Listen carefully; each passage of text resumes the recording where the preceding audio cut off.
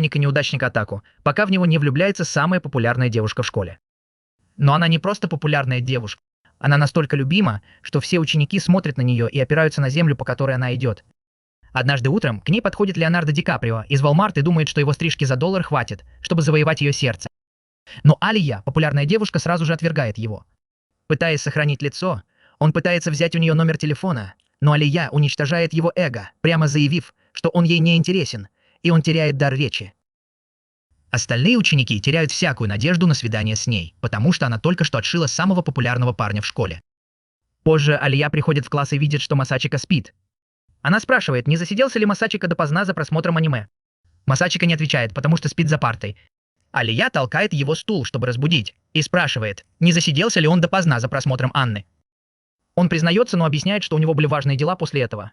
Заметив это, она ругает его за то, что он никогда не учится, потому что плохо спит.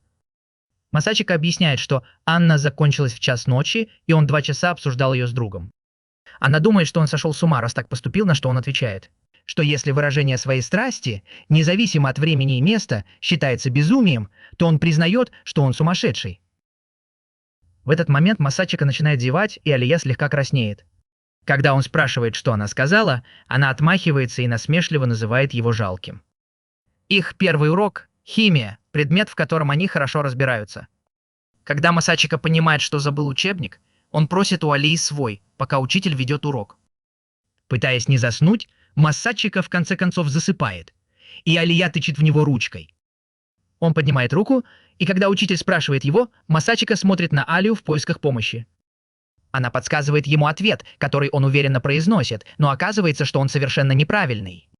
Тогда учитель обращается к Алии за правильным ответом, и она сразу же его дает.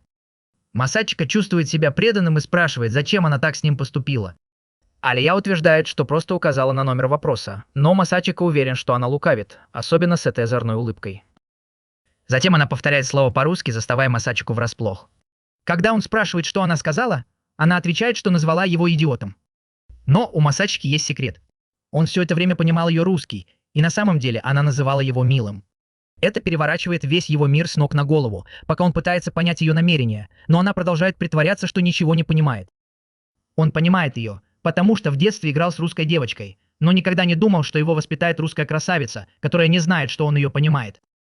Если он признается, что понимает ее, она, скорее всего, умрет от смущения, а он не может позволить себе оплатить похороны. Позже Алия замечает, что Масачика пользуется телефоном и напоминает ему, что он нужен только в экстренных случаях, но он отмахивается от нее. Раздраженная Алия берет телефон, чтобы посмотреть, что он делает, и видит на экране седовласую богиню Луны. Она возвращает телефон и переходит на русский, упоминая свои седые волосы и обвиняя его в измене. Масачика понимает ее и начинает запинаться. Но когда он просит объяснений, она называет его неудачником. Взволнованный девственник тут же теряет ход мыслей и начинает жаловаться на грубость Алии, которая назвала его неудачником. Алия просто отворачивается, понимая, что у него нет шансов. Позже Масачика обедает с друзьями, когда они видят, как входят члены школьного совета. Алия, Юки и Мария, сестра Аи. Парни соглашаются, что сестры Куджо потрясающие, но Мария отвергает всех, кто приглашает ее на свидание, утверждая, что она уже с кем-то встречается. Ая дразнит, что у Такеши нет шансов с Марией, потому что его голова похожа на дверную ручку, и Такеши обвиняет ее в самодовольстве только потому, что она дружит с Алией. Тем временем девушки ищут, где бы присесть. Когда Юки замечает безразличное выражение лица Масачики, она спрашивает, могут ли они присоединиться к ним. Парни соглашаются, и девушки садятся с ними. Юки замечает, что у Масачики есть ром, как и у нее, но когда она понимает, что он должен быть поострее, она шутит, что поднимет этот вопрос на собрании школьного совета. Масачика предупреждает ее, чтобы она не смешивала личные предпочтения с общественными вопросами, но она с улыбкой заверяет его, что просто пошутила. В этот момент Алия бросает на Юки презрительный взгляд и спрашивает о их дружбе. Юки объясняет, что они знакомы с детства, но не ходили в один детский сад. Когда Масачика спрашивает, дружат ли девушки, Юки отвечает, что хотела бы, но Алия предупреждает ее, что дружить с ней не очень весело. Затем парни решают пойти пообедать в другое место, а Такеши замечает, что девушки слишком ослепительны для их девственных глаз. Сбросив груз с плеч, Юки придвигается ближе к Масачике и спрашивает, думал ли он о ее предложении вступить в школьный совет. Масачика отвечает, что не собирается вступать в совет. Затем Юки говорит Алии, что Масачика был ее вице-президентом в средней школе и очень компетентен. Алия переходит на русский и замечает, что Юки не нужно ей об этом рассказывать. Позже Юки прощается, и Алия удивляется, что какая-то девушка захочет с ними дружить. Масачика говорит, что Ая – его подруга, и это ее удивляет. Она соглашается и резко уходит, оставив Масачику в недоумении. Той ночью Масачике снится, как он играет с русской блондинкой из своего прошлого. Проснувшись, он вспоминает, что был таким простаком, что выучил русский только для того, чтобы общаться с ней, но ее имя вылетело у него из головы. На следующее утро Масачика приходит в класс пораньше и прибирается до того, как кто-то придет. Алия приходит первой и саркастически замечает, что должно быть ад замерз, раз он встал так рано. Заметив грязь на ее носках, Масачика спрашивает, не наступила ли она в лужу, но она садится и объясняет, что проезжающий грузовик обрызгал ее грязью.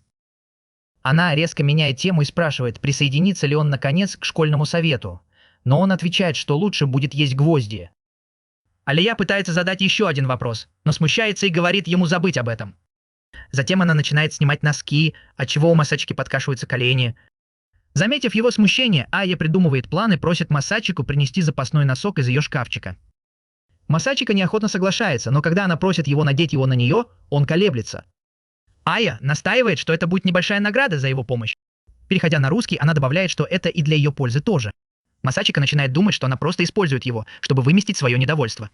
Когда он спрашивает, что она сказала, она утверждает, что назвала его трусом, и Масачика решительно хватает ее за ногу и выполняет ее просьбу. Алия начинает паниковать, говоря, что она не готова, но Масачика просит ее не двигаться. Позже Алия холодно с ним разговаривает. Пытаясь загладить свою вину, он подходит к ней, чтобы извиниться, но она называет его фуд-фетишистом по-русски. Затем она говорит, что не злится, и извиняется за то, что пнула его. Когда она спрашивает, все ли с ним в порядке, он отшучивается и благодарит ее за то, что она показала ему кусочек рая. Алия, совершенно смущенная, бьет его и убегает.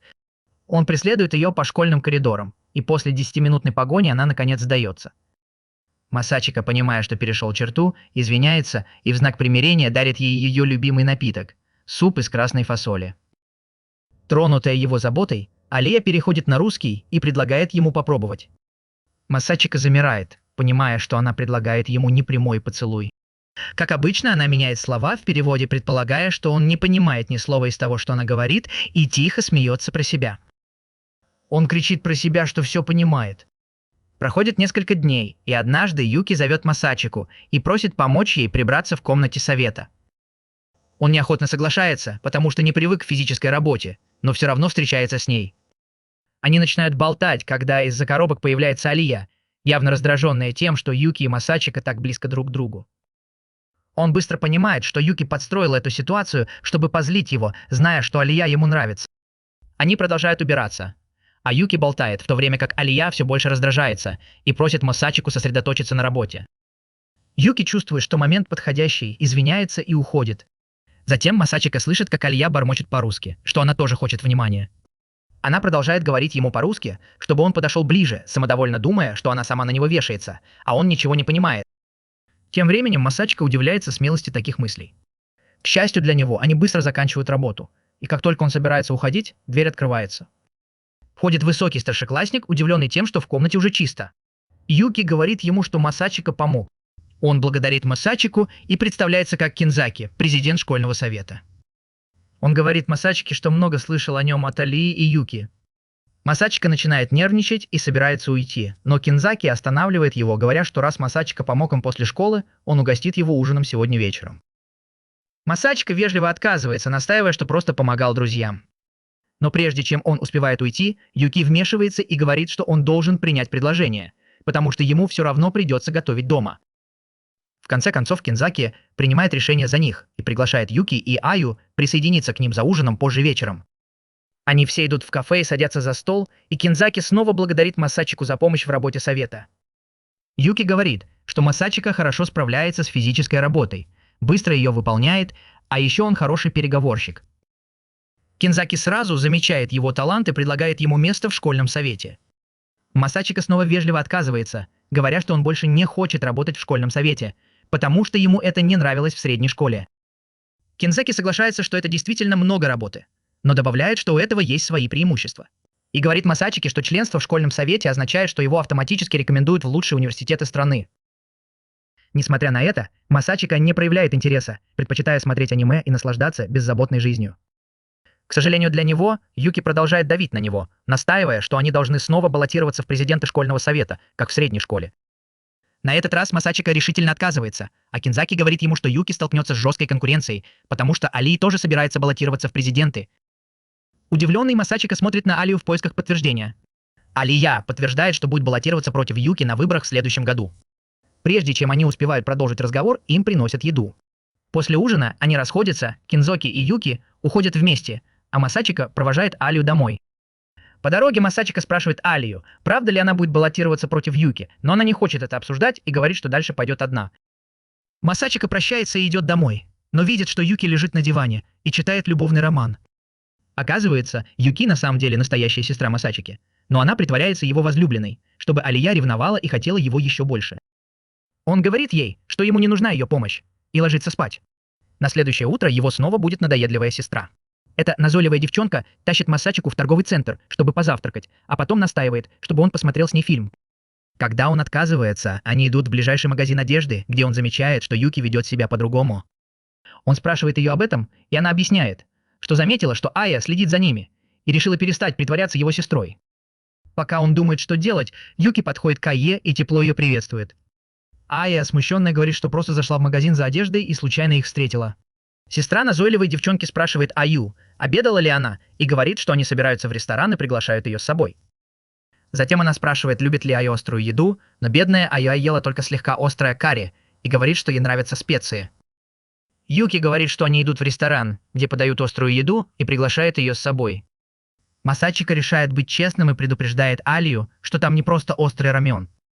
Он настолько острый, что кажется, будто из задницы идет лава. Алия подозревает, что Масачика пытается помешать ей проводить время наедине с Юки, поэтому все равно решает пойти с ними. Они идут в ресторан, и Алия в ужасе, потому что никогда раньше не видела такого зловещего места. Масачика предупреждает Алию, что она совершает ошибку, но она остается непреклонной и заходит вместе с ними. Вскоре каждый из них заказывает тарелку рамена. Айо замечает, что Юки сегодня одета по-мальчишески. Воспользовавшись случаем, Юки говорит Ае, что утром была в постели с Масачикой и одолжила у него рубашку на день. Масачика выплевывает воду, которую пил, а Ае смотрит на него. Он пытается объяснить, что Юки просто запрыгнула к нему в кровать, пока он спал, но Айо ему не верит. К счастью, рамен приносят вовремя, и Айо в шоке, потому что никогда не видела ничего настолько красного и острого. Юки и Масачика, кажется, не обращают на это внимания, и Юки говорит им, чтобы они ели, пока лапша не разварилась. Ая решает не отставать, берет палочки для еды, немного остужает лапшу и быстро съедает ее. Специи сразу же обжигают ее, но она делает вид, что все в порядке. Масачика и Юки начинают есть и не находят специи слишком острыми, потому что привыкли к ним. Но Масачика слышит, как Айе бормочет по-русски, что это безумно остро, и беспокоится, просит ее перестать есть, чтобы они могли заказать ей что-нибудь другое. Айе говорит, что ей очень нравится острое, и Масачика замечает, что у нее слезятся глаза, и слышит, как она просит о помощи по-русски. Прежде чем он успевает ответить, Юки спрашивает Аю, что она думает о блюде. Когда Ая говорит, что ей нравится, Юки дает ей острый соус. Масачика советует Ае не делать этого, но она не собирается отступать. Она добавляет немного соуса в лапшу и съедает еще кусочек. На этот раз она не может сдержать крик и выбегает из ресторана. Масачика идет за ней в ближайший парк и спрашивает, все ли с ней в порядке. Алия говорит, что все хорошо, но когда Масачика предлагает ей мороженое, она с радостью соглашается. Он покупает ей тройное мороженое, которое ей нравится гораздо больше, чем острый рамен. Пока она ест, Масачика спрашивает, почему она хочет стать президентом совета. Ее настроение улучшается, и она коротко отвечает, что просто хочет попробовать. Когда он спрашивает, есть ли у нее партнер, она говорит, что нет, и утверждает, что ей он не нужен, и она справится сама. Он объясняет ей, что так не получится, потому что ей нужен кто-то, кто будет баллотироваться в вице-президенты вместе с ней. Она отвечает, что найдет случайного человека и внесет его имя в список, думая, что этого будет достаточно. Про себя она бормочет по-русски, что хочет, чтобы он был ее партнером. Доев мороженое, она спрашивает Масачику, есть ли у него какие-нибудь планы, потому что ей нужна его помощь в выборе одежды. Масачика соглашается, говоря, что они друзья. И это немного удивляет ее, потому что она думает, что он жалеет ее, считая, что у нее нет шансов против Юки. Решив произвести на него впечатление своим чувством стиля, она сердито идет в примерочную, но передумывает. Масачика сразу же делает ей комплимент, говоря, что в этом платье Айо выглядит еще красивее, чем обычно. Она ошеломлена, тихо задергивает занавеску и начинает паниковать, а Масачика тоже смущается своих слов. Алия решает продолжить и начинает примерять разные платья. Он хвалит каждое платье, и ей становится еще лучше. Наконец, она решает примерить что-то более откровенное и открывает занавеску, чтобы позировать, но тут появляется Юки. Она быстро убегает и задергивает занавеску, чувствуя себя неловко и желая провалиться сквозь землю. Позже вечером они вместе возвращаются домой на поезде. Но Алия слишком расстроена, чтобы говорить. Когда Юки и Масачика выходят на свои остановки, они прощаются с ней и выходят из поезда. Алия начинает ругать себя за то, что надела такое откровенное платье, боясь, что Масачика будет о ней плохо думать. Внезапно она понимает, что они оба вышли на одной станции, и ей нужно решить, стоит ли за ними шпионить. Вечером Алия возвращается домой, немного расстроенная, но ее тут же обнимает сестра, которая спрашивает, как прошел ее день. Алия вяло отвечает, что все было хорошо, и уходит в свою комнату. Но Марию не так-то просто обмануть, и она спрашивает Аю, что случилось, потому что она ведет себя не так, как обычно. Алия глубоко вздыхает и говорит, что только что вернулась после встречи с Масачикой и его другом детства. Мария тут же улыбается, понимая, что речь идет о мальчике, и спрашивает Аю, нравится ли он ей. Алия быстро оправдывается, говоря, что у нее нет к нему никаких чувств, и настаивает, что они просто друзья и ничего больше. Мария смеется и спрашивает, как этот парень смог завоевать ее сердце, ведь ей никогда не нравились ленивые бездельники, и она всегда хотела, чтобы ее друзья были перфекционистами. Алия понимает, что Мария права, вспоминая, как 6 лет назад, когда она еще жила в России, им дали задание сделать групповой проект о тонкостях местного бизнеса. Она с энтузиазмом распределила задания между друзьями и тщательно все спланировала, чтобы их отчет был лучшим в классе. Она точно следовала расписанию, и в воскресенье одна собрала данные о нескольких компаниях, но когда в понедельник вернулась в школу, то обнаружила, что никто из ее друзей даже не начал думать об этом. Она расстраивается и говорит им, что на написание отчета уйдет много времени, но ее друзья, похоже, не беспокоятся, утверждая, что у них есть целая неделя на работу. Внезапно Бломи замечает ее рабочую тетрадь и хватает ее, восклицая, что Алия уже практически написала целое эссе. Они советуют ей расслабиться, ведь это всего лишь школьное задание, но Алия, будучи перфекционисткой, которая не может расслабиться, настаивает, что они должны отнестись к этому серьезно. Это приводит к серьезному спору с блондинкой, которая говорит ей, что если она хочет быть такой перфекционисткой, то пусть делает все сама, и уходит. Вечером Алия допоздна работает над отчетом и делает это каждый день, пока наконец не объявляют результаты. Другая группа побеждает, потому что их отчет был более последовательным. Алия сдерживает слезы, сжимая в руках групповую работу, которую сделала сама. По дороге домой, со слезами на глазах, она решает, что больше никогда ни на кого не будет полагаться, потому что они всегда ее подводят. После этого она сдает очень сложный экзамен и переезжает в Японию, где в первый же день выступает с речью на церемонии и сразу становится всеобщей любимицей. Когда урок уже должен был начаться, она впервые заметила Масачику, который беззаботно дремал за партой. Она разбудила его, сказав, что урок вот-вот начнется, и он сонно ответил, что ее речь была великолепной. Она очень вежливо представилась, ожидая, что все в этой престижной школе будут такими же перфекционистами, как она. Постепенно притворство исчезло, когда Алия поняла, что большинство учеников здесь тоже бездельники, а Масачика был самым большим из них. Он никогда не приносил нужные учебники, всегда отставал на физкультуре и буквально спал на уроках математики. Вскоре она замкнулась в себе и перестала общаться с другими, потому что они снова ее разочаровали. С наступлением нового сезона в школе начался фестиваль. Все разделили обязанности и начали работать. Но, несмотря на то, что они отставали по всем пунктам, ученики были очень расслаблены и разошлись по домам. Пока Алия работала сверхурочно, сшивая баннер, она повернулась и наклеила пластырь, как вдруг дверь распахнулась, и в комнату вошел Масачика. Алия удивилась, увидев его после уроков, но он сказал, что ей не стоит перенапрягаться, и нужно идти домой. В этот момент Алия была очень раздражена и сказала ему, чтобы он не лез не в свое дело, потому что у нее много работы. Он заверил ее, что все уладил. Он использовал свои связи, чтобы получить разрешение остаться на ночь в школе. Он также подружился с членами клуба рукоделия и убедил их помочь с подготовкой к фестивалю. Теперь есть много людей, готовых помочь. Он посоветовал ей расслабиться и пойти домой, но она не смогла сдержаться и расплакалась, сказав, что не может расслабиться, потому что хочет организовать фестиваль, который всем понравится. Он сказал ей, что она зря тратит силы, пытаясь сделать все сама. Она встала и вышла из комнаты, размышляя, что же не так с этим парнем. Но на следующий день все изменилось, потому что Масачика каким-то образом вдохновил всех на подготовку к фестивалю. Они начали придумывать бесчисленные идеи для аттракционов, оставались в школе допоздна, веселились и работали вместе. Постепенно Алия снова начала общаться с одноклассниками. Наконец настал день фестиваля, и он прошел с огромным успехом, а их аттракцион получил награду за лучший аттракцион с большим отрывом. Фестиваль завершился студенческим танцем, где Алия увидела Масачику, сидящего в одиночестве. Он спросил, почему она не танцует, ведь все хотели бы с ней потанцевать. Но она ответила, что сейчас не хочет танцевать, потому что все парни пристают к ней с этим. Масачика усмехнулся и сказал, что из-за ее поведения все начали называть ее Снежной Королевой. Но Алия, похоже, не обрадовалась этому. Она сказала, что ей не нравится, когда ее называют принцессой, потому что это заставляет ее чувствовать, что она родилась совсем, хотя она усердно работала, чтобы добиться всего, что у нее есть. Масачика улыбнулся и сказал, что больше не будет так ее называть. Алия повернулась к нему, извинилась за то, что накричала на него, и спросила, может ли она как-то выразить свою благодарность. Масачика заверил ее, что ей не нужно ничего делать, потому что она приложила больше всего усилий. Но Алия настояла на том, что должна отблагодарить его за щедрость.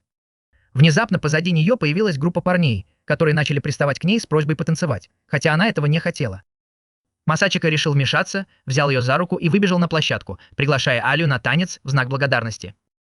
Наконец, мы возвращаемся в настоящее, где Мария замечает, что это похоже на начало красивой истории любви. Но Алия снова настаивает, что он просто друг, потому что он компетентен и может все сделать. Но Мария не верит ей и улыбается. На следующее утро Масачика отправился в школьный совет, чтобы заменить Юки, которая не пришла в тот день. Там он встретил Марию, которая сказала, что много слышала о нем и попросила помочь ей с покупками. Он согласился, и она тут же поблагодарила его и взяла за руку. Внезапно она почувствовала знакомое ощущение, как будто уже встречала его раньше, и спросила его полное имя. Мисс Ачика назвала его, и она сразу кое-что поняла, но промолчала. Затем она сказала ему, что им пора идти. Они пошли в торговый центр, где Мария совсем забыла о своей цели и начала рассматривать мягкие игрушки, чтобы купить их для школьного совета. Она взяла плюшевого кота и подумала о льве в очках для президента совета, но Масачика сказал, что ему это не понравится. Когда они возвращались, Мария зашла в чайную, чтобы попробовать разные сорта чая. Пока она пробовала разные способы заваривания, Масачика вдруг вспомнил, как его родители развелись, когда он был маленьким, и как он решил остаться с отцом, а Юки выбрала мать, из-за чего братья и сестры расстались. Он очнулся и увидел, что Мария обеспокоенно смотрит на него. Она сказала, что он выглядит расстроенным, и тут же обняла его, поглаживая по волосам. Это его очень удивило, и он почувствовал прилив ностальгии, задаваясь вопросом, почему это кажется таким знакомым и успокаивающим. Его размышления прервались, когда он обжегся о горячую чашку, все еще размышляя, почему прикосновение Марии напоминает ему о детстве. Позже, в тот же день, они вернулись в комнату школьного совета, где президент сразу заметил большую игрушку в руках Марии. Он сказал, что в школьном совете должны храниться мягкие игрушки. Но Мария была равнодушна и продолжала говорить, что хотела купить льва. Президент нервно подошел к пакетам с покупками, гадая, что еще могла купить Мария. К счастью, остальные вещи были обычными школьными принадлежностями, что немного его успокоило. Он поблагодарил Масачику за помощь в покупке, так как не доверял Марии ходить по магазинам одной, и Масачика это прекрасно понимал, зная, что Мария превратила бы комнату совета в настоящий тематический парк, если бы ее оставили без присмотра. Президент еще раз сказал Масачике, что ему стоит пересмотреть свое решение вступить в школьный совет, потому что им нужны такие способные люди, как он. Мария согласилась, предложив ему хотя бы присоединиться к ним на бумаге. Масачика спросил, почему они так хотят, чтобы он вступил в совет. Президент ответил, что, по его мнению, у Масачики уникальный талант к организации, который очень важен для школьного совета. Он сказал, что Масачика был отличным вице-президентом в средней школе. И Масачика ответил, что, работая на этой должности, он понял, что у него нет настоящих амбиций или целей, которых он мог бы достичь, если бы продолжал в том же духе. Президент сказал, что цели не обязательно должны полностью совпадать с целью работать с максимальной эффективностью. Он объяснил, что вступил в школьный совет не потому, что хотел изменить школу к лучшему, а потому, что хотел завоевать расположение девушки, которая ему нравилась. Он достал телефон и показал Масачике фотографию пухлого человека. Сначала Масачика не узнал этого пухлого человека, но Кен сказал, что это он сам 2 года назад. Масачика был поражен невероятным преображением, а Кен объяснил, что 2 года назад он был неудачником с плохими оценками и без спортивных талантов. Но он влюбился в красивую девушку по имени Сара, вице-президента, которая была намного выше его по статусу. Поэтому он решил стать достойным парнем для такой девушки, как Сара. Стать президентом совета было лишь шагом к осуществлению этой мечты, поэтому его мотивация вступить в совет была очень эгоистичной. Маша присоединилась к разговору и сказала Масачике, что тоже вступила в совет только потому, что дружила с Сашей и хотела больше с ней общаться. Она сказала, что у каждого, кто вступает в совет, есть свои эгоистичные причины, и это совершенно нормально. Кажется, это немного изменило мнение Масачики. Кен сказал, что для него совершенно нормально вступить в совет, даже если его единственная цель – помочь кому-то стать президентом. Масачика посмотрел на улыбающегося Кена и попросил немного подумать. Затем он понял, что Алия еще не пришла, но Кен сказал, что она, скорее всего, сегодня опоздает, потому что пошла улаживать конфликт между футбольной и бейсбольной командами, которые хотят использовать поле. Масачика сразу же вышел из комнаты совета, думая, не стоит ли ему проверить, все ли в порядке с Алией. Тем временем у Алии дела шли не очень хорошо, потому что футбольная и бейсбольная команды ссорились, обмениваясь оскорблениями, как в лобби Call of Duty. Когда Алия попросила их говорить вежливо, она предложила использовать меньшее поле у реки, но ни одна из команд не захотела туда идти. Они снова начали спорить, не обращая внимания на просьбы Алии. Она поняла, что всегда работала одна, и поэтому не знала, как обращаться с людьми и заставить их слушать ее. По ее щекам потекли слезы, когда она задумалась, подходит ли она для школьного совета. В это время пришел Масачика и услышал их жаркий спор. Хотя Алия не смогла их уладить, Хьюз подумал, что это ценный опыт для нее, и уже собирался уйти, когда услышал, как она позвала его на помощь по-русски, который понимал только он. Он решил вмешаться и представился членом школьного совета, отвечающим за общие дела. Алия удивилась, но обрадовалась, увидев его, и он быстро взял ситуацию под контроль. Он заявил, что поскольку в бейсбольной команде меньше игроков, они перейдут на меньшее поле у реки, но взамен члены футбольной команды помогут перенести их оборудование. Сначала обе команды сомневались в этом компромиссе. Но менеджеры футбольной команды вызвались помочь бейсбольной команде, и несколько добровольцев смягчили позицию бейсбольной команды. В конце концов, они согласились на компромисс. Позже вечером Масачика и Алия пошли домой, и Масачика извинился за то, что вмешался в ее дела. Она ответила, что благодарна ему за участие в ее делах, и спросила, знал ли он, что менеджеры решат помочь бейсбольной команде. Масачика улыбнулся и сказал, что капитан бейсбольной команды сейчас встречается с менеджером футбольной команды, поэтому он молчал, чтобы поддержать свою девушку. Тем временем менеджер не знала, что делать, потому что требования футбольной команды были чрезмерными. Масачика объяснил, что просто предложил им компромисс, который устроили бы и капитан бейсбольной команды, и менеджер, и план сработал. Алия посмотрела на него с восхищением. Когда они встретили Кена, он спросил, все ли уладилось. Масачика сразу понял, что Кен все спланировал с самого начала, и спросил Масачику, что он решил насчет совета. Масачика глубоко вздохнул и сказал, что готов вступить в школьный совет, чем удивил Алию. Кен сказал ему немедленно прийти в совет, чтобы получить форму для вступления. Позже вечером, когда они шли домой, Алия спросила Масачику, вступает ли он в совет, чтобы помочь Юки стать новым президентом. Масачика спросил, что бы она сделала, если бы он решил помочь ей. Алия глубоко вздохнула и сказала, что не отступит и будет бороться с ним, чтобы стать новым президентом. Масачика улыбнулся и сказал, что решил помочь ей стать новым президентом вместо Юки. Это застало Аю врасплох. Но Масачика пообещал, что поможет ей стать президентом совета, несмотря ни на что, и протянул ей руку. Ая вытерла слезы и взяла его за руку, улыбнувшись ему, и в его сердце что-то шевельнулось, чего не было с тех пор, как он встретил ту блондинку в детстве. Внезапно Ая сжала его руку и спросила, не думает ли он сейчас о другой девушке, и Масачика вспотел, не зная, что ответить. Она спросила, не думает ли он о Юке. Он сразу же отрицал это, но она подумала, что он лжет, и сильно ударила его, сбив с ног. Затем она помогла ему подняться, и они пошли дальше вместе. Когда они наконец дошли до квартиры Алии и пришло время прощаться, Алия спросила, болит ли у него щека. Он сказал, что немного щиплет, но все будет в порядке, потому что у него есть опыт, когда девушки брызгали на него перцовым баллончиком. Алия решила облегчить его боль, подойдя к нему и поцеловав в щеку, отчего он покраснел, и ушла, сказав, что это был просто дружеский поцелуй. Масачика не мог поверить в то, что произошло, и стоял, не зная, почему эта русская девушка так играет с его сердцем. Масачика боялся, что сказал что-то глупое или банальное перед той, на кого хотел произвести впечатление, но был уверен, что Алия сказала, что любит его. Это заставило его задуматься, были ли ее слова по-русски серьезными или просто шуткой. Алия казалась очень искренней, когда сказала это в тот день.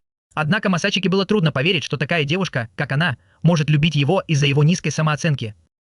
Он предпочитал думать, что Алия просто подалась моменту. Он представил, как она потом кричит в подушку от смущения. Выросший в семье, где родители постоянно ссорились, Масачика считал любовь хрупкой и ненадежной. Он пообещал быть рядом с Алией, но все равно чувствовал вину за то, что оставил сестру одну носить фамилию. Когда он вернулся домой, то заметил у входа туфли Юки, хотя она сказала, что не придет. Он пошел в ванну и увидел, что дверь открыта, а Юки раздевается. Она закричала и назвала его извращенцем, но Масачика подозревал, что она сделала это нарочно. Позже она призналась, что сделала это специально, потому что у них никогда не было такого типичного момента, когда брат заходит к сестре, и она подумала, что это то, что должна испытать каждая пара братьев и сестер хотя бы раз. Масачика сказал ей, что это имеет смысл только в ее фантазиях Атаку, но Юки была полна решимости разыграть эту сцену. Юки была полна решимости довести сцену до конца и даже смотрела в воображаемую камеру, чтобы сделать фан-сервисное фото. Масачика ворчал, Но Юки не обращала на него внимания и объяснила, что это расплата за шутку, которую она сыграла раньше. Масачика предупредил ее, что не хочет видеть ее раздетой в качестве награды. Юки настаивала, что он подглядывал, но он сказал, что видеть все сразу неинтересно, и что настоящий эксперт быстро взглянет после первого шока. Удивленная его комментарием, Юки взяла себя в руки и согласилась с ним, но все равно хотела знать, смотрел ли он. Чувствуя себя загнанным в угол, Масачика признался, что взглянул на ее грудь, и это привело ко второму раунду их шутливой перепалки. Позже, в комнате Масачики, Юки спросила, решил ли он наконец вступить в школьный совет.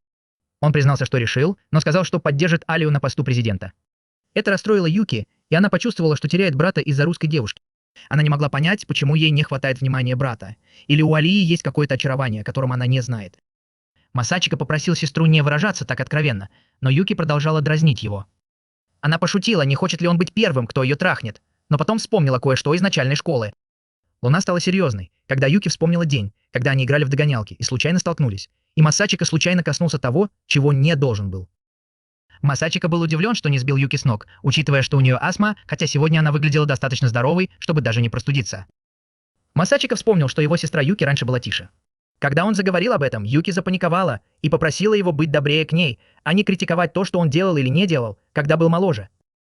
Она протянула ему свою расческу, и ты расчесал ей волосы, не жалуясь, и извинился за то, что поддержал Алию на посту президента школьного совета вместо нее. Однако Юки не возражала и даже была рада соперничеству между братьями и сестрами, как в книгах. Все еще чувствуя вину, Масачика заверил ее, что все еще заботится о ней. Юки в этом не сомневалась. Хотя теперь они были соперниками, Юки дала понять, что готова простить его, если он передумает поддерживать Аю. Масачика почувствовал себя неловко, когда сестра назвала это предательством, но пообещал, что не бросит свою русскую подругу. С другой стороны, Юки была уверена, что ее брат в конце концов передумает. Попрощавшись, Юки вышла из комнаты, чувствуя разочарование, что не она вдохновила его, но притворилась, что ей все равно. Однако ей не нравилось проигрывать. На следующее утро Масачика проснулся, думая, не обидел ли он сестру во время вчерашнего разговора. Зная, что Юки эмоционально уязвима, он решил загладить свою вину за то, что не поддержал ее.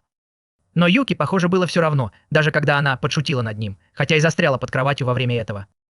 Вместо того, чтобы помочь ей, Масачика решил задушить ее и покончить с ней раз и навсегда.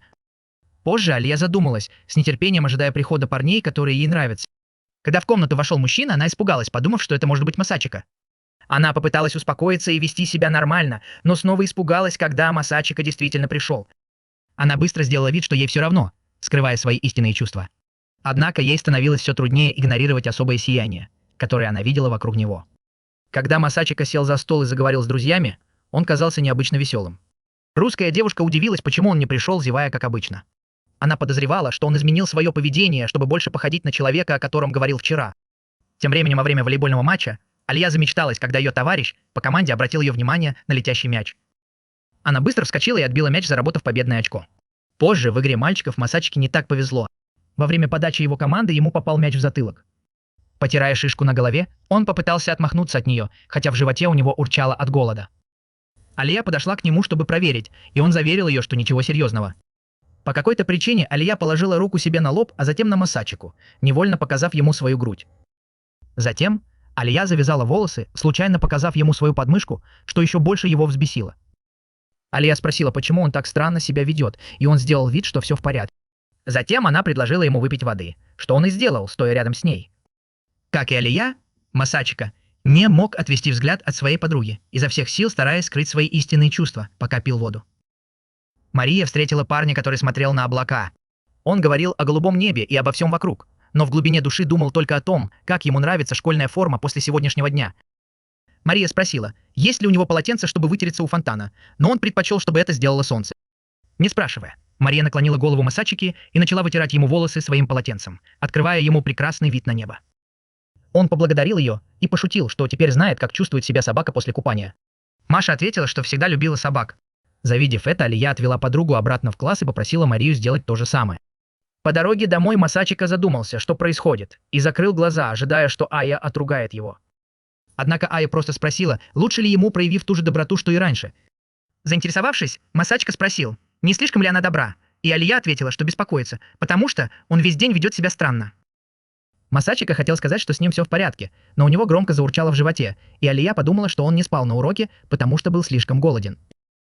Масачика объяснил, что на самом деле он хорошо спал прошлой ночью, и Алия разозлилась, потому что сама почти не спала, думая о том, что он сказал, пока спокойно спал. Мисс Ачика заметила недовольство Алии, когда та уходила, и узнала ее знакомую манеру поведения. Позже он попросил ее зайти в комнату школьного совета, но она была слишком расстроена, чтобы ответить, хотя все равно пошла туда. Он тихо последовал за ней, и когда они пришли, он удивился, увидев, что футболисты и бейсболисты ведут себя как солдаты у входа в комнату. Сбитый с толку, Масачика вошел и столкнулся лицом к лицу с Чизаки Сорошиной, которая держала бамбуковый меч. Он попытался уйти, но Чизаки остановила его и объяснила, что разозлилась, приняв его за шумных спортсменов, с которыми она имела дело. Чизаки была в ярости, потому что ученица, которую она послала успокоить команды, проигнорировала ее, и она решила наказать некоторых из них бамбуковым мечом. Хотя Масачика подумал, что это перебор, Чизаки отшутилась, уверенная, что никакого вреда не было. Масачика выдавила из себя смешок, зная о репутации Чизаки, из-за которой некоторые мальчики называли ее старшей сестрой. Кинзаки вмешался, чтобы разрядить обстановку, объяснив, что Чизаки никого не ранила, а просто напугала, чтобы они вели себя хорошо. Раздраженная этим, Чизаки игриво шлепнула его, и он притворился, что ему больно. Пришла Мария и попросила их вести себя прилично, и Чизаки извинилась. Чизаки, все еще чувствуя себя виноватой, пообещала контролировать свою силу, а Кинзаки в шутку предложил ей быть ее боксерской грушей, если понадобится. Пара нежно обнялась, и Масачика удивился, как быстро ситуация стала романтической. Алия присоединилась к смеху, и когда Мария заметила, как хорошо они ладят, Алия покраснела. Наконец пришел Юки, и заседание школьного совета началось с того, что президент попросил нового члена представиться. Он так и сделал, упомянув, что планирует баллотироваться на президентских выборах вместе с Алией. Помимо своего имени, он заявил, что является заядлым поклонником Атаку и готов обсудить это, если кто-то захочет узнать его получше. После этого президент объявил, что молодой человек официально стал членом совета. В качестве первого задания новичку поручили помогать старшей сестре Куджу, Мерви. Наконец, Кинзаки заверил, что Масачика быстро адаптируется к новой роли, благодаря своему опыту работы вице-президентом. Тем не менее, будет интересно посмотреть, как он снова будет работать с девочками. Кстати, в совете не хватает членов, чтобы удовлетворить все потребности, так что это хорошая возможность для новичка проявить себя. Юки вмешалась и сказала, что идет в художественный клуб, чтобы обсудить их следующую выставку, и поскольку одной из тем, несомненно, будет бюджет проекта. Она хотела бы взять Алию, казначея организации. Алия согласилась, и президент дал добро. Вскоре они вдвоем отправились на работу, и Масачика был уверен, что назревают неприятности. Неудивительно, что Алия чувствовала то же самое, и по пути на работу она не удержалась и позвонила Юки, чтобы поболтать. Юки согласилась, но попросила, чтобы они встретились в соседнем пустом классе. Внутри русская девушка снова заявила о своем намерении баллотироваться в президенты вместе с Масачикой. Не в качестве извинения или чего-то подобного, потому что она не считает, что сделала что-то плохое, но все же думает, что должна сказать это лично Юки.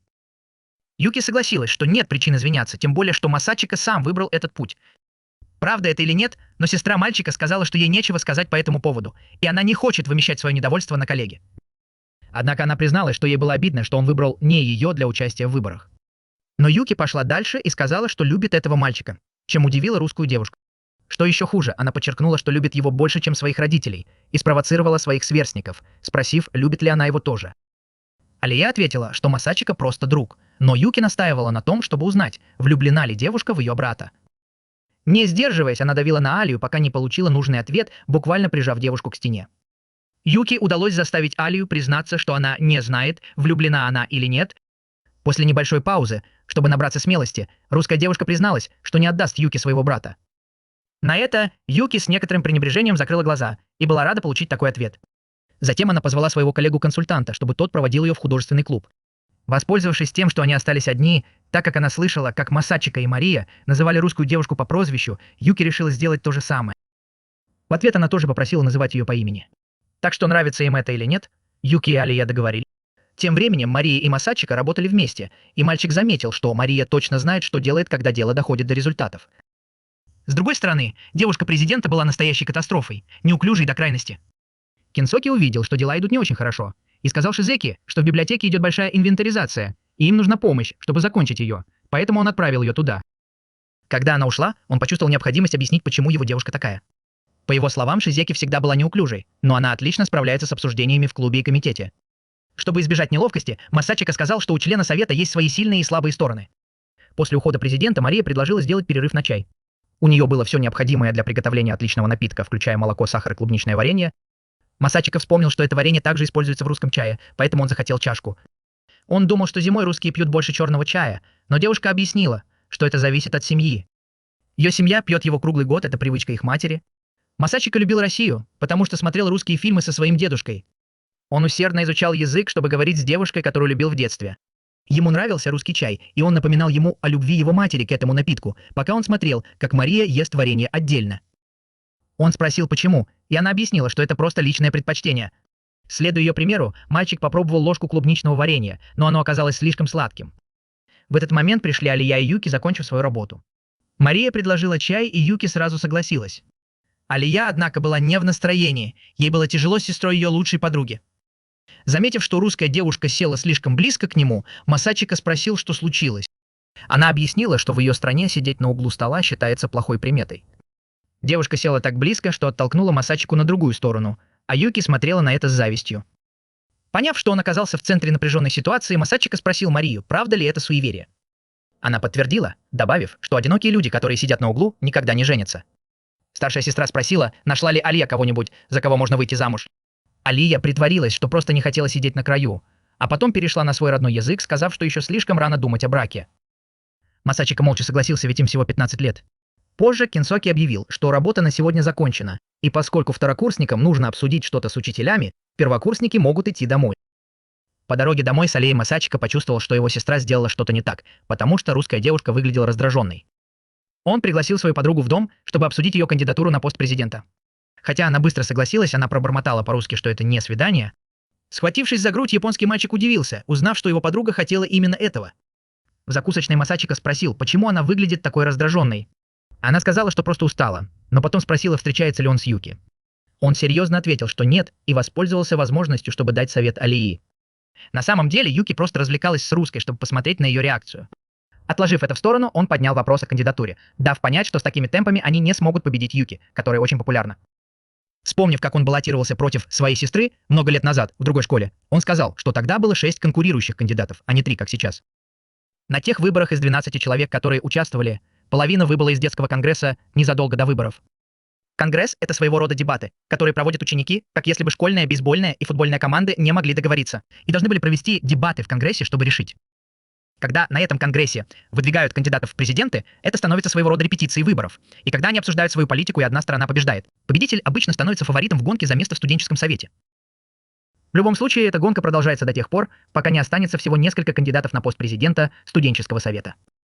Но когда Юки начала выделяться, все выбыли из гонки против нее. Пока Масачика все это объяснял, Алия кусала соломинку, злилась и нервничала, но поняла это только потом, потому что, казалось, больше думала о своей родине, чем об этом разговоре. Он спросил, слушает ли она, и Алия притворилась, что просто засмотрелась на мороженое и отвлеклась. Алия втайне злилась на поведение своей подруги, которая слишком хвалила Юки и почти заранее объявила ее победительницей. Чтобы не выглядеть плохо, Алия предложила идею с мороженым и угостила им свою подругу. Он хотел новую ложку, но Алия не хотела беспокоить другого официанта и насильно кормила его своей ложкой, настаивая, что в России это нормально. Как только Масачика попробовал мороженое, он понял, что это был косвенный поцелуй. Масачика увидел, как мимо прошла Таняма, но промолчал и вернулся к обсуждению выборов. Он отметил, что для победы над Юки им нужна компания, которая привлечет внимание учеников, как успешная стратегия Кинсоки. Кинсоки превратился из затравленного ребенка в лучшего ученика, и эта история о преодолении трудностей принесла ему поддержку. Алии нужна была похожая история. Они вернулись к столу, не зная, что делать с ложкой, пока Масачика не признался, что нервничает. Алия подразнила его, спросив, нормально ли это в России, на что она ответила по-русски, что сделает это только с ним. Масачика уже привык к таким ответам, пока спокойно не вернулся к обсуждению президентства. Он предложил им придумать убедительную вступительную речь для учеников, чтобы изложить свою стратегию. Хотя Алия не знала, что сказать, Масачика посоветовал быть спонтанным и искренним, чтобы по-настоящему общаться с людьми. Найдя ее очаровательной, он сказал об этом, и Алия попросила еще комплиментов по-русски. Тем временем принесли острое блюдо, и Масачика предложил Алии попробовать. Несмотря на страх смущения, она взяла ложку и случайно съела целый перец чили. Назвав его идиотом по-русски, она притворилась, что все в порядке, но внутри у нее все горело от желания победить Юки на выборах. Она спросила, кого Юки может выбрать в качестве вице-президента, но Масачика подумал, что это не имеет большого значения, и предположил, что это может быть Таняма, у которой хороший послужной список. На следующий день Юки представила Кишиму, а Яна из класса С и объявила, что она будет заниматься общими юридическими вопросами вместе с Масачикой.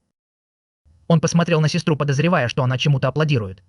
На следующий день новый член студенческого совета столкнулся с парнем с пассивно-агрессивным поведением и потребовал поговорить с ним в странно официальной манере. Загнав его в угол, она сказала, что ее хозяин очень разочарован тем, что Масачика поддерживает более молодого кандидата на пост президента, оставляя Юки позади. Масачика молча проклинает старика, который однажды предупредил, что если он уйдет, то останется один среди незнакомцев и больше не сможет называть себя братом Юки. Несмотря на это, Аяна уточняет, что ее хозяин не посылал ее говорить это, она пришла по собственной инициативе. Как помощница Юки, она обязана оценивать любые угрозы. Масачика насмехается над ее чрезмерной преданностью, спрашивая, не наемный ли он самурай. Но Аяна игнорирует его колкость и настаивает, что не верит, что он хочет навредить Юки.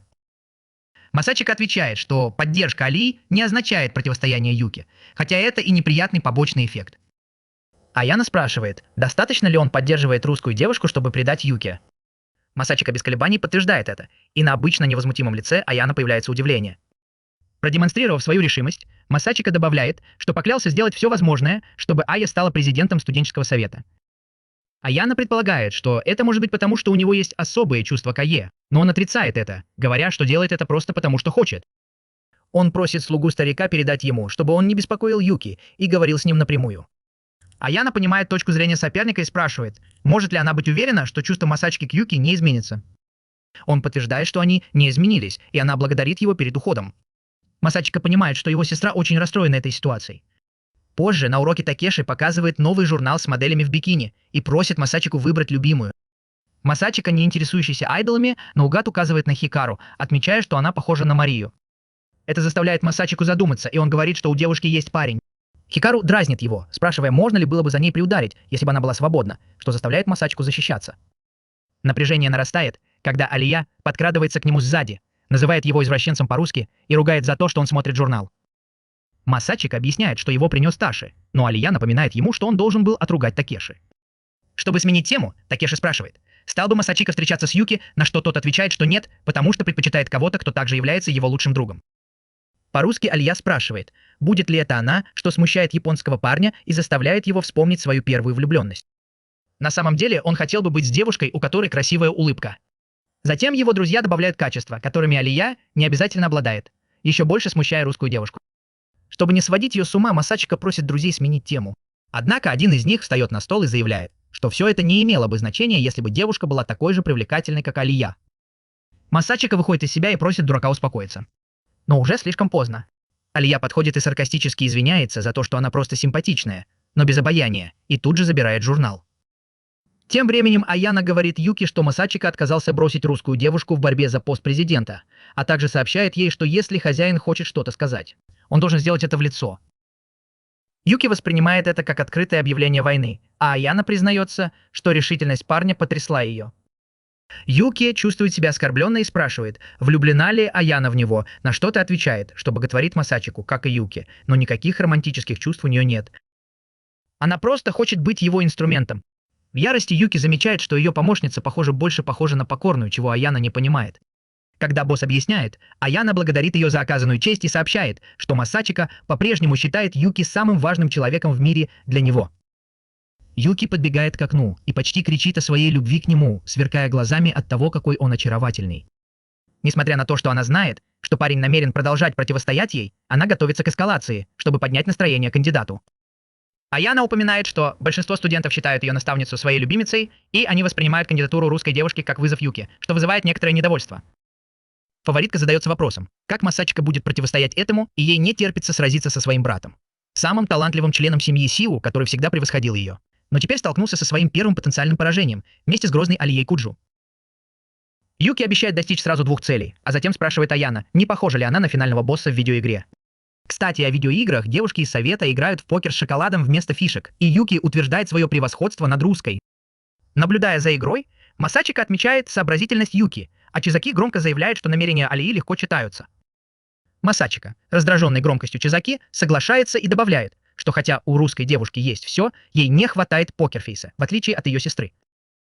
Чизаки также упоминает, что Марию считают добродетельной, но она ведет себя странно. Когда Масачика объясняет, что у Марии есть свое неповторимое очарование, Чизаки громко соглашается, заставляя Масачику снова жаловаться на громкость. Затем приходит Аяна с соком, и Кинсоки замечает ее необычное поведение.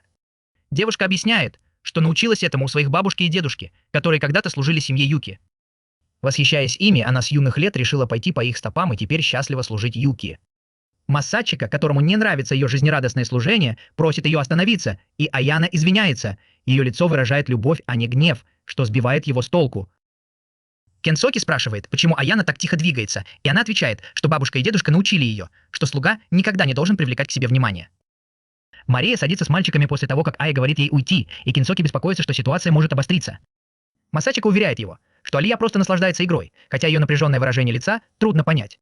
Когда сок заканчивается, Мария освобождает Аяна от покупки и предлагает сходить за ним сама, попросив Масачику пойти с ней, так как его тоже пригласили на вечеринку. Юки просит коричневый кофе, Ая хочет суп с красной фасолью. Кенсоки просит имбирный эль, а его девушка выбирает газировку.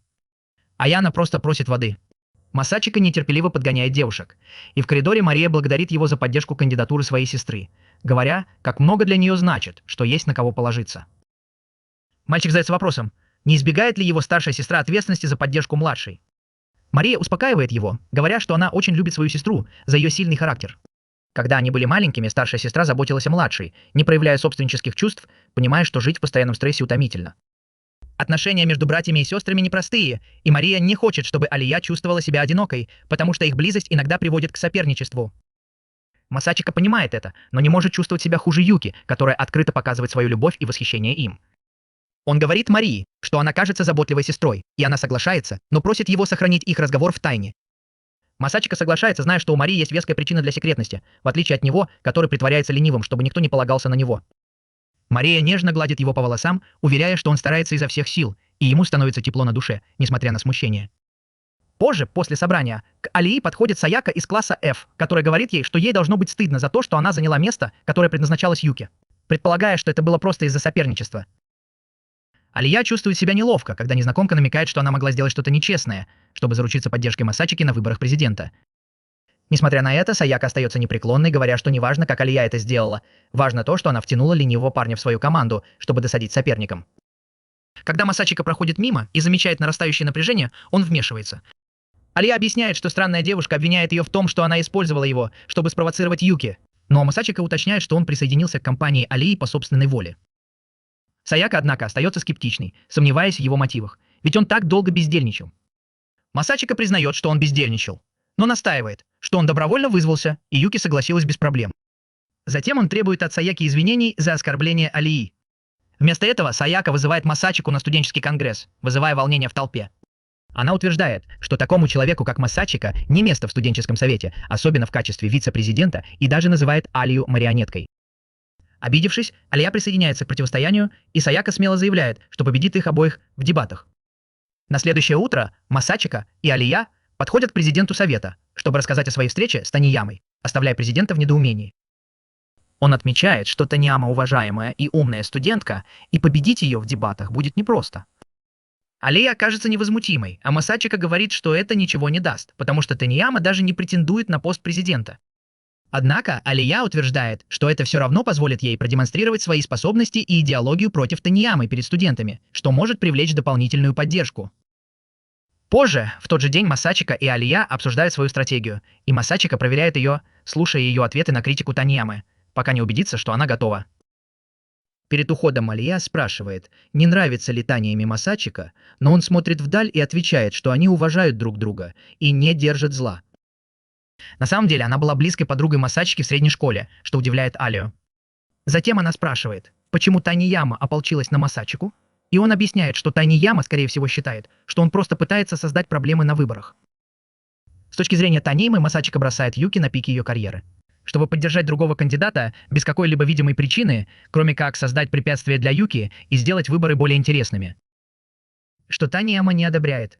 На следующее утро, когда они идут в аудиторию, к ним подходит девушка из поколения Z по имени Нона, подруга Таниямы. Она, кажется, уже знакома с Масачикой и советует им расслабиться, прежде чем идти дальше. Алии не очень нравится, как она себя ведет. Но Масачика настаивает, что она довольно популярна среди студентов, и ее слова имеют большое влияние. Алия понимает, что человек со связями действительно может представлять угрозу, но Масачика советует ей не беспокоиться об этом и сначала сосредоточиться на дебатах.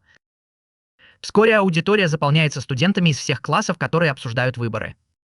Алия начинает нервничать при виде такого количества студентов, представляя, что они все обсуждают, что она не подходит для этой должности.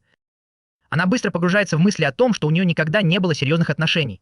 Но Масачика выводит ее из этого состояния, призывая расслабиться. Он напоминает ей, что ее настоящий противник сегодня не Таниема, а идеальная версия самой себя, которой ей хочется стать. Он говорит ей не волноваться и уверяет, что если что-то пойдет не так, он все уладит. Это немного успокаивает ее, и вскоре они занимают свои места и начинаются дебаты. Кензаки представляет обе стороны и спрашивает у оппозиции их мнение. Танияма сразу же выходит на трибуну и вместо того, чтобы нападать на Алию, сосредотачивается на Масачике. Она утверждает, что нынешние члены студенческого совета выбираются исключительно президентом и вице-президентом, что открывает двери для коррупции, кумовства и фаворитизма. Она утверждает, что студенты, которые никогда ничего не добивались, получают средние оценки и не очень хороши в спорте. Внезапно становятся членами студенческого совета, возвышаясь над студентами, которые неустанно работали, чтобы чего-то добиться. Она продолжает, что члены студенческого совета должны выбираться самими учителями на основе их оценок и внеклассной деятельности, чтобы исключить ленивых бездельников, которые только создают проблемы для всех.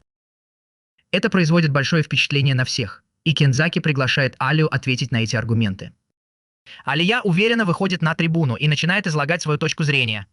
Она объясняет, что школа гордится студенческим самоуправлением, потому что это показывает, что студенты здесь достаточно зрелые, чтобы справляться самостоятельно.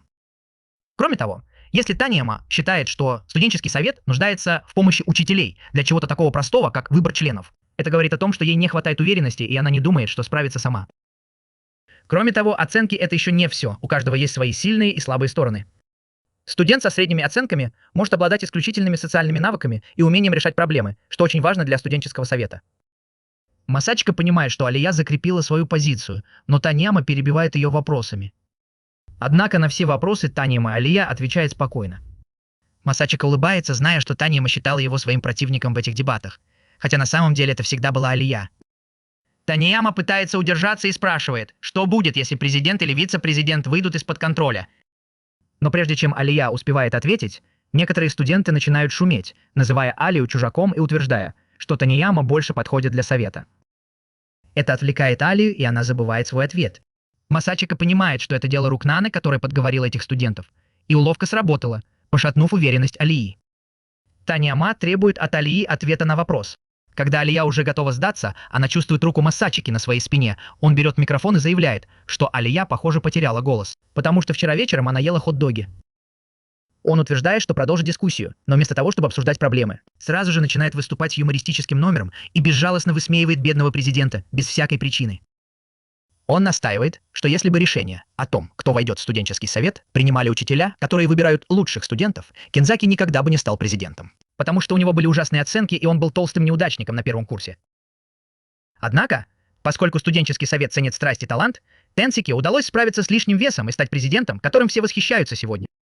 С этими словами он бросает микрофон, и все смотрят на Таниему, ожидая ее ответа, но она не хочет, чтобы над ней смеялись. Поэтому она убегает, а за ней и Алия. Позже Алия догоняет ее и видит, что та плачет. Оказывается, Танияма все это время болела за Масачику и Юки, но внезапно появилась Алия, и Масачика бросил Юки, как будто это ничего не значило. Это очень расстроило ее, потому что она всегда считала Юки лучшей, ведь Юки победила ее на президентских выборах в средней школе. Поэтому, когда Масачика выбрал Алию, она почувствовала, что даже Алия лучше нее. Алия понимает ее чувства, но советует обратиться к психологу. Затем она возвращается в зал, где узнает, что дебаты закончились, и она признана победителем. Она рассказывает Масачике о том, что сказала Таниема, и Масачика отвечает, что Таниема была одним из самых сильных соперников, с которыми они сталкивались в средней школе. Но в конце концов она смирилась с поражением от Юки и Масачики, думая, что никогда не сможет их победить.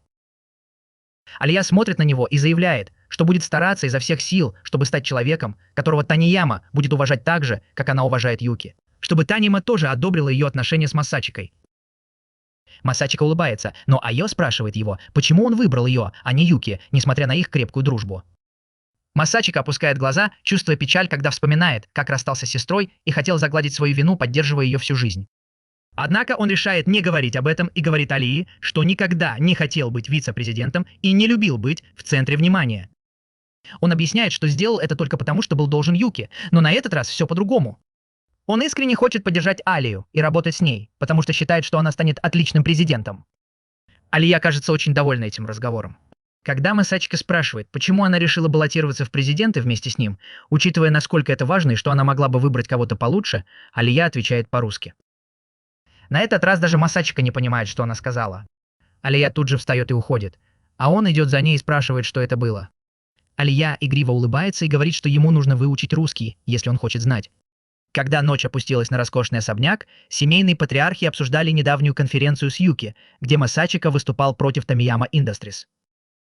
Он вспомнил, что эта девушка яростно боролась с Юки на президентских выборах в начальной школе, поэтому он ожидал от нее многого. Но она не отказалась от дебатов. Юки спокойно предположила, что у нее были свои причины, и мужчина понял, что какими бы они ни были, они придавали легитимность компании Масачики. Он напомнил Юки, что она не должна проиграть, независимо от соперника. Девушка согласилась со словами своего дедушки. Он отметил, что хотя девушка, возможно, не так талантлива, как Масачика, по крайней мере Юки понимает, что с большими дарами приходит и большая ответственность, от которой Масачика отказался. Несмотря на его таланты и привилегии, проиграть ему было немыслимо. После этого разговора мать Юки спросила, поддерживает ли она отношения с Масачикой. Когда Юки подтвердила, что да, ее мать успокоилась и сказала, что ей не о чем беспокоиться. Позже, закрыв дверь своей спальни, Юки искала утешения у Аяна, требуя объятий, а затем прижималась лицом к груди Аяна, пока ей не стало лучше. На следующий день в школе мальчики хвалили Масачику за его выступление на конференции. Когда Масачика сел, он заметил, что Элио, как всегда, держится отстраненно, и сказал, что ребятам было интересно узнать о ее подвигах на прошлой неделе, хотя они не горели желанием начинать разговор с русской девушкой. Масачика пнул ногой по парте друга, чтобы привлечь его внимание, и тот быстро понял. Затем друг спросил Худжу, написала ли она свою речь, на что она ответила, немного удивившись, что да. Впечатленный, мальчик похвалил ее навыки. Вскоре к разговору присоединились и другие, но двое из них оскорбили Танему за то, что она рано ушла с дебатов. Расстроенная Алия встала и ушла. Масачика последовал за ней в комнату школьного совета, чтобы узнать, что случилось, так как было ясно, что замечания о Танеме ее сильно задели. Алия повернулась, готовая защищать своего оппонента по дебатам, но Масачика прервал ее, сказав, что они оба знают, почему она это сделала. И что они не сделали ничего плохого, они соревновались честно. Он заверил ее, что не стоит беспокоиться о том, что говорят другие, хотя Алия понимала, она чувствовала, что их победа была напрасной, потому что их соперники просто сдались. Масачика сказал, что если цель была в том, чтобы помочь девушке выздороветь, то их победа на конференции была бы бессмысленной. Он признал, что главное – поступать правильно. Затем Ая выразила желание помочь Танеме, и Масачика ее поддержал. Он сказал, что лучше решить проблему сейчас, чем откладывать ее, так как это приведет к более гладкой церемонии закрытия. Несмотря на это, Алия все еще беспокоилась, что может доставить ему неприятности. Масачика заверил ее, что он всегда будет рядом, что ее очень тронуло. В этот момент он заметил, что офисное кресло качается, и понял, что кто-то прячется под столом. Кензаки и его девушка втиснулись в это пространство, надеясь остаться незамеченными, но случайно выдали себя. Масачика подумал, что это похоже на сцену из романтического фильма, но решил сделать вид, что ничего не заметил. Однако произошел еще один неловкий момент, когда Алия шагнула вперед, и Масачике пришлось быстро ее отвлечь. Не имея выбора, он приказал Чизеки и президенту школьного совета выйти из укрытия, пообещав, что все сделают вид, что ничего не произошло. После этого Масачика и Алия вышли из комнаты, и Алия так смутилась, что быстро извинилась и поспешила уйти. Тем временем в классе Ноны она болтала с подругами о моде, пока они смотрели в свои телефоны. Масачика, чувствуя себя не в своей тарелке, закатил глаза. Одна из подруг Ноны пригласила ее на вечеринку в воскресенье, но она колебалась из-за предстоящих экзаменов. Несмотря на это, она в шутку подтвердила свое присутствие. Заметив, что Масачика наблюдает за ней, она позвала его, и он, смутившись, решил встретиться с ней в пустой комнате, чтобы не привлекать внимания. Когда они пришли туда, она подразнила его, сказав, что ему не нужно было так волноваться, приглашая ее на свидание. Удивленный Масачика спросил, действительно ли она этого хочет. С той же смелостью, что и он, Нона ответила, что свободна и он ей нравится, но никогда не встречалась с тем, кто ей действительно дорог.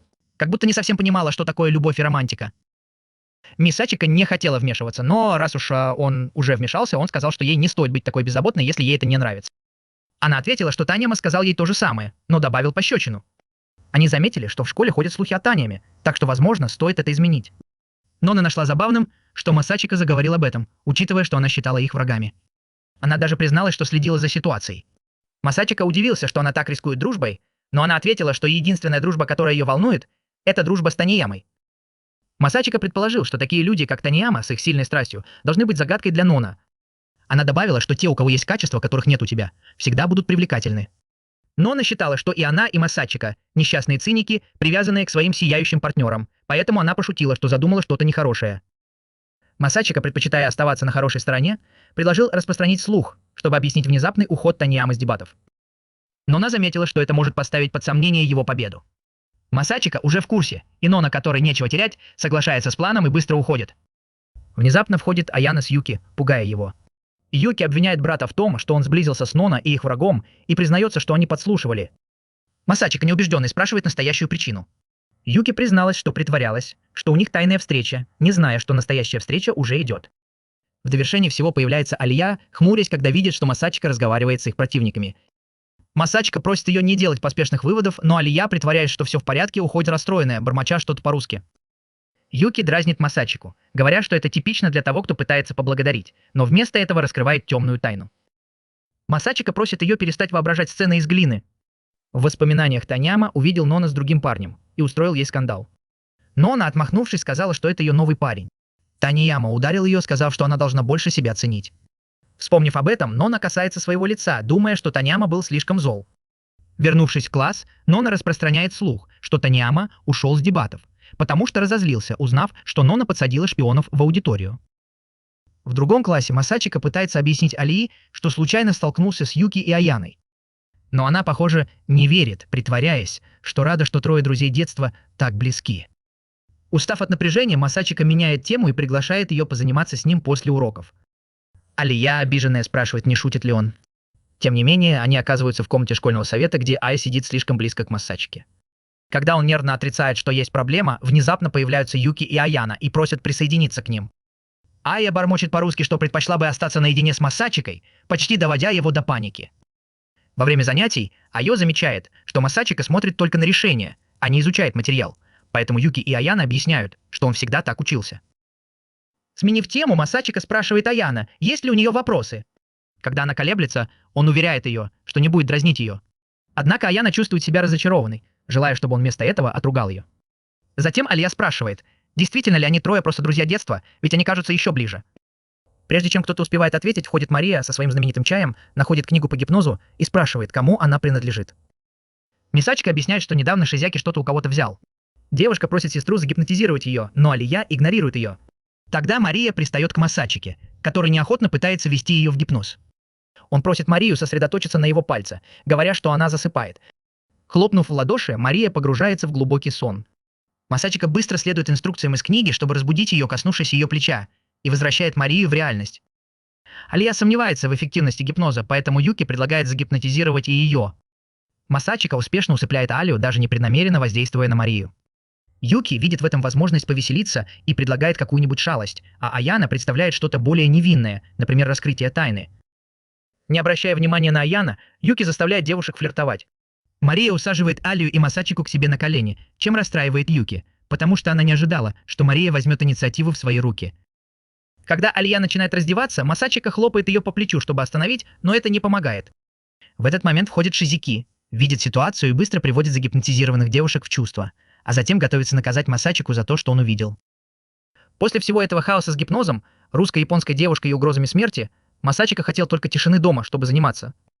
Однако он не мог сосредоточиться, потому что вот-вот должен был выйти последний эпизод самого популярного аниме. Он пытался выбросить это из головы и сосредоточиться, но ничего не получалось. Взглянув на часы, он увидел, что эпизод уже вышел и разрывался между весельем и ответственностью. В этот момент Алия позвонила без особой причины.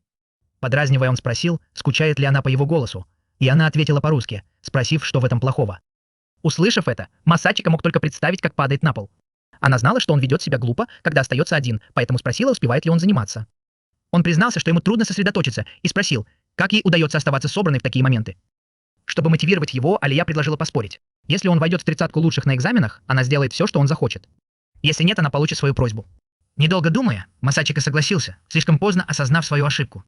Он сразу же сказал, что его не интересуют никакие странные требования, но Алия отмахнулась, сказав по-русски, что просто дала ему подсказку.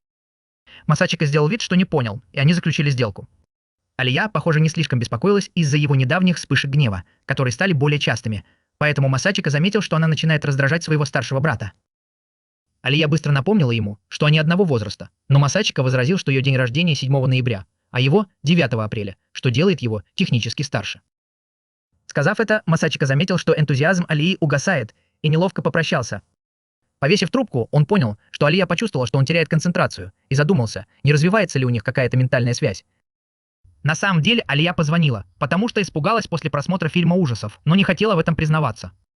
Больше всего ее расстроило то, что Масачика не упомянул о своем дне рождения, и что-то из того, что он сказал, задело ее чувства. 5 дней спустя Мисачика похвалила ее за результаты экзаменов, но она ответила холодно. Чтобы поднять настроение, он предложил ей поговорить о выпускном по дороге домой. Пока они шли, Масачика заметил, что Алия не флиртовала с ним по-русски с тех пор, как позвонила. Ему стало любопытно, и он спросил, почему она ведет себя по-другому. Алия призналась, что плохо скрывала свои чувства, но Масачика заверил ее, что она хорошо справилась, хотя он все равно заметил. Воспользовавшись моментом, Алия спросила, достаточно ли ему не безразлично, чтобы обращать на это внимание, и он заверил ее, что да, потому что она важный партнер. Слова Масачики смягчили ее настроение, и ее щеки покраснели. Ей нужно было подтверждение, что она важна для него, и она все еще не понимала, почему он не пригласил ее на свой день рождения. Собравшись с духом, она спросила. Масачика объяснил, что у него не было вечеринки, потому что празднование дня рождения – это скорее русская традиция, а он не отмечал его с начальной школы. Воспользовавшись случаем, он спросил, действительно ли Алия хочет отпраздновать с ним. Она защищалась, объясняя, что в России, если кого-то не приглашают, значит он больше не нужен. Хотя Масачика был настроен скептически, он пригласил ее на запоздалое празднование, чтобы показать, что их дружба важна. На следующий день они запланировали вечеринку с опозданием на 3 месяца и встретились в городе. Масачике было жарко, но он предпочел это своей форме с длинными рукавами. Алия упомянула, что президент студенческого совета работает над более крутой формой, и Масачика заметил, что они поднимаются по лестнице. Он понял, что красота Алии привлекает внимание, и прокомментировал это. Она ответила, что это цена привлекательности. Он представил, что к ней часто подходят, и действительно, Алия сказала, что так и есть, и обычно она отвечает быстро, пока они не сдаются. Масачика был рад, что она не подалась ни на один флирт, но она подразнила его, сказав, что из-за его собственнического отношения они почти кажутся парой. Масачика признался, что на свиданиях он обычно ведет себя так, и Алия смутилась, когда поняла, что встречается с парнем, который ей нравится. Она сказала по-русски, что это ее первый раз, хотя Масачика не был уверен, встречалась ли она с ним или вообще. Вскоре они пришли в дорогой ресторан, где предлагали отличные обеды по сниженным ценам. Внутри Масачика кратко рассказала о выпускном. Кандидаты в президенты студенческого совета представили свои цели, а затем их поддержали помощники. Хотя официального голосования не было, фавориты определили аплодисменты зрителей. Алия спросила, может ли кандидат не получить аплодисментов, и Масачика подтвердил, что это возможно, ожидая, что Юки получит больше из-за своей популярности. Их стратегия заключалась в том, чтобы сократить разрыв, хотя Алия считала это слишком оборонительной тактикой. Масачика предпочел, чтобы они выступили первыми, так как первый оратор часто вызывает более бурную реакцию. Алии не понравилась эта идея, и она бросила на него сердитый взгляд, поэтому он пошутил, что играет нечестно. Это смягчило ее настроение, и Масачика заверил ее, что Юки не опустится до такого, в отличие от Нона. Ая спрашивает, что он имеет в виду, но им как раз приносят еду, и они переключаются на празднование запоздалого дня рождения. Вскоре Ая подозревает, что ее помощник пустил слух о Майами, но он утверждает, что это была ее идея. Тем не менее, это помогло замять вопрос с Таниямой и результаты Конгресса, о чем Алия сожалеет. Она благодарит своего друга за поддержку, смущая Масачику. Алия, впервые заговорив по-японски, дразнит его за то, что он выглядит мило, когда смущается, и кормит его кусочком мяса. Остальные напрягаются, ожидая важного момента, но Масачика ест как ни в чем не бывало, замечая, что Алия без стеснения пользуется той же вилкой. После ужина Алия дарит ему кружку, и он шутит, что она похожа на подарок для пары. Она признается, что это парный набор, и ее кружка уже дома, что смущает Масачику, но он держится. Вернувшись в школу, они ждут встречи, и Кинзаки предлагает новую летнюю форму. Мария заваривает чай и говорит Аяна расслабиться. Канаки объявляет, что форма будет готова после лета и планирует сделать сюрприз. Юки поддерживает эту идею, и президент благодарит Сарошину, который отвечает ему взаимностью, погружая их в свой маленький мир. Мария неловко подает Масачике чай, и он чувствует, что она все еще переживает из-за инцидента с гипнозом. В этот момент приходят родители Кинзаки, и начинается их встреча. Мария предлагает помыть посуду, и Масачика помогает ей. Во время работы он извиняется за гипноз, но Мария напоминает ему, что это была ее идея. Она спрашивает, что она делала, пока была под гипнозом, и Масачика говорит, что она обнимала его и Алию и гладила их по голове. Она рада, что все обошлось, и дразнит его, что он наблюдал за ними под гипнозом. Чтобы наказать его, она щиплет его за щеки. Ее мама зовет ее навстречу, и Масачика остается домывать посуду. Вернувшись в комнату студенческого совета, Юки пользуется тем, что они остались одни, чтобы поговорить. Перед этим Масачика говорит, что заберет своего дедушку. Юки обнимает его и говорит, что ей было одиноко, и она хочет внимания. Масачика подыгрывает, пока его дедушка не звонит и не сообщает, что приехал. Встретив его у входа, Масачика шутит про его белый костюм, на что дедушка смеется и говорит, что забыл солнцезащитные очки, чтобы завершить образ. Он объясняет, что потратил свою пенсию на сегодняшний наряд. Позже дедушка спрашивает, не слишком ли занят Куру, чтобы прийти сегодня, и Масачика объясняет, что его недавно назначили в посольство Японии в Англии. Пока они болтают, приходит Алия и сразу же удивляется дедушке Масачики. Мальчик объясняет, что этот эксцентричный мужчина увлекается Россией и пытается держать его под контролем рядом с девушкой. Мать Алии, наконец, представляется как Куджу Акими и говорит, что ее дочь часто говорит о мальчике дома. Смущенный Масачика надеется, что это все хорошее, пока не понимает, что его дедушка исчез. Старик ушел, чтобы сделать предложение русской девушке от имени Масачики, попросив ее выйти за него замуж и присоединиться к семье, и Масачике пришлось сдерживать выходки старика. Мать Алии тоже игриво дразнит свою дочь разговором о браке. После встречи Масачика встречает женщину по имени Юми, и это вызывает у него глубокие воспоминания из детства. Когда дедушка Масачики приветствует ее, она отвечает, называя его своим тестем. Вернувшись в детство, Масачика спешит показать Юми свой лучший результат на экзамене, и она с энтузиазмом хвалит мальчика. Однажды, во время потрясающего выступления на фортепиано, Масачика получает восторженные аплодисменты от всей аудитории, но Юми выглядит странно обеспокоенной. Это заставило юного Масачику понять, что его выступления недостаточно, чтобы произвести на нее впечатление, поэтому он стал еще усерднее заниматься. Однако, вопреки его ожиданиям, Юми раздражал постоянный звук фортепианной музыки в доме, и она попросила его прекратить. Со слезами на глазах юный Масачика тут же замолчал. В этот момент он просыпается от кошмара и обнаруживает, что у него жар.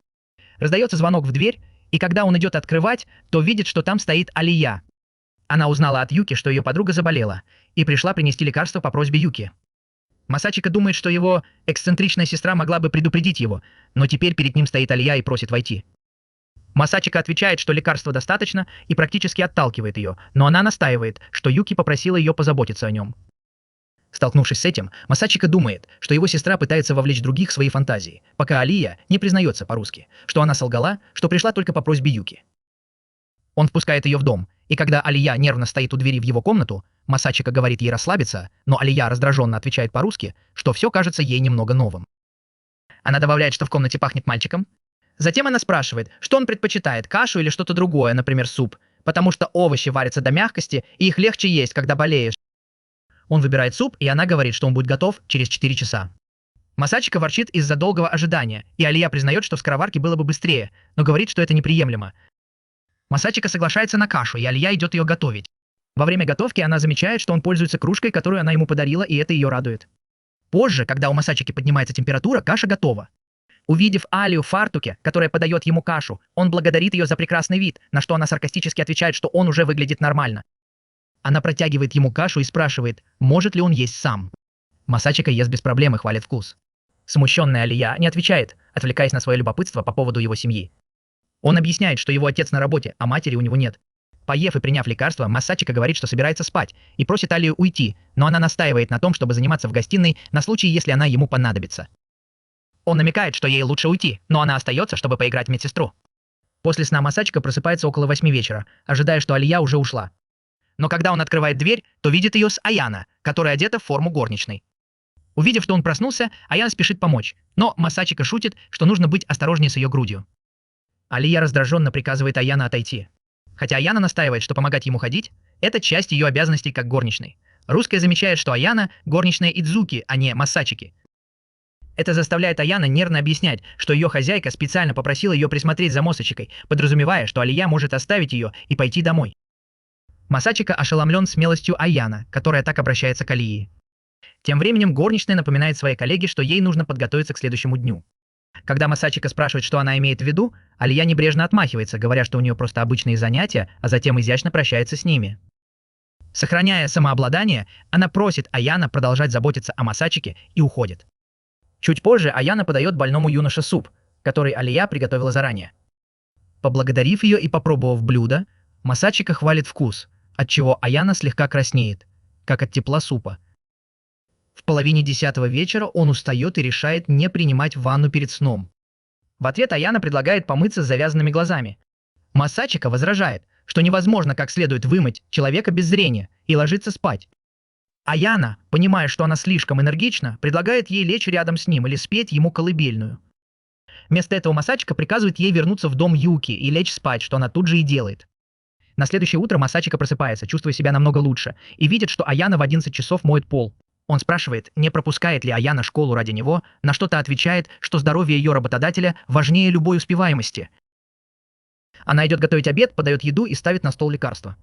Масачика замечает что-то необычное и просит показать упаковку лекарства. В списке побочных эффектов указана сонливость, и он спрашивает, не прислала ли его Алия. Горничная признается в правде. Поняв ситуацию, Масачика спешит в школу, услышав, как двое мальчиков говорят, что Юки превзошла Аю. Он понимает, что недооценил свою сестру, думая, что она не будет действовать до церемонии закрытия. Он противостоит Ае, которая извиняется за то, что все испортила. Успокоившись, она объясняет, что все началось вчера, когда Юки попросила ее встретиться в комнате школьного совета. Юки, сказав, что занята, дала Алии обычное лекарство Масачики и его адрес. Юки также пригласила Алию принять участие в прямой трансляции обеда, чтобы обсудить студенческий конгресс в прямом эфире, дав Алии шанс продемонстрировать свою победу. Алия отказалась поднимать тему дебатов, но Юки настояла, чтобы она присоединилась, чтобы помочь подготовить итоговый отчет за семестр. Чувствуя давление, Алия согласилась. Затем Юки упомянула слух о том, что Алия не жульничала, и ее позабавило, что Алия пытается преуменьшить свою победу в Конгрессе. С коварной ухмылкой Юки заметила, что Алия выглядит слишком спокойной, и саркастически спросила, действительно ли Алия планировала победить на выборах, или она не осознавала опасность вторжения на территорию соперницы. Юки считает, что отсутствие у Алии инстинкта самосохранения делает ее легкой мишенью, и предупреждает ее, особенно с Масачикой Бедригоном. Она считает, что Алия должна быть более внимательной. Удивленная русская девушка понимает это и задается вопросом, не собирается ли Юки воспользоваться болезнью Масачики. Юки прямо признается, что намерена использовать ситуацию, чтобы навредить сопернице. Шок Алии сменяется решимостью, и если она предупредит Юки, то недооценила ее. Юки невозмутимо говорит, что Ая может положиться на Масачику, если понадобится, но Ая настаивает, что не будет. Юки с нетерпением ждет, что сможет сделать ледяная принцесса завтра. После ухода Юки Ая клянется не проиграть.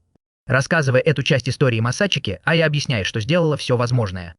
Но сегодня после уроков произошло нечто неожиданное. Прямо перед прямой трансляцией Юки извинилась за свое поведение накануне.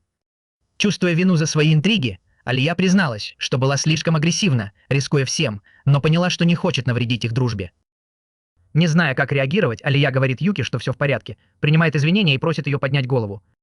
Юки с облегчением объясняет, что, хотя это может звучать как оправдание, ее стремление стать президентом связано с ее старшим братом, на талант которого их семья возлагала все свои надежды.